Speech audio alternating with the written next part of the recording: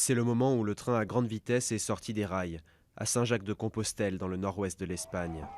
Peu de temps après, une scène d'apocalypse, comme le montrent ces images amateurs. C'est le pire accident de train, le plus meurtrier qu'ait connu l'Espagne depuis 1944. 80 morts et 200 blessés. Un jour terrible pour le Premier ministre espagnol, qui a décrété 3 jours de deuil national. Hoy es un día muy difícil. Hoy hemos vivido un accidente. Aujourd'hui, nous vivons un drame affreux qui restera longtemps dans nos mémoires. Pour un natif de Santiago comme moi, je crois que c'est le jour le plus triste de mon existence.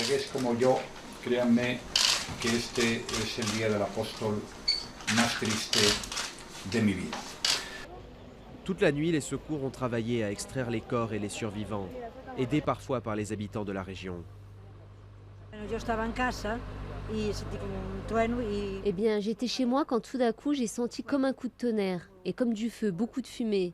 Mes filles m'ont dit, il s'est passé quelque chose avec un train. On est venu ici et le train était passé par-dessus bord. Il y avait des gens étalés un peu partout.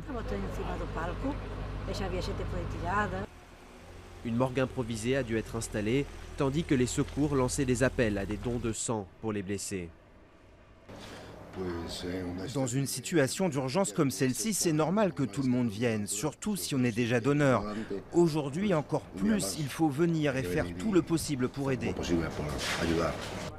Plusieurs enquêtes ont été lancées pour déterminer les causes du drame. La compagnie nationale Renfe a assuré que le train avait été récemment inspecté et ne présentait aucun problème. Mais la vidéo de surveillance et les premiers éléments recueillis par les médias espagnols mettent en cause une vitesse excessive. Selon El País, le conducteur, qui a survécu au drame, aurait signalé qu'il roulait à 190 km/h, le double de la vitesse autorisée.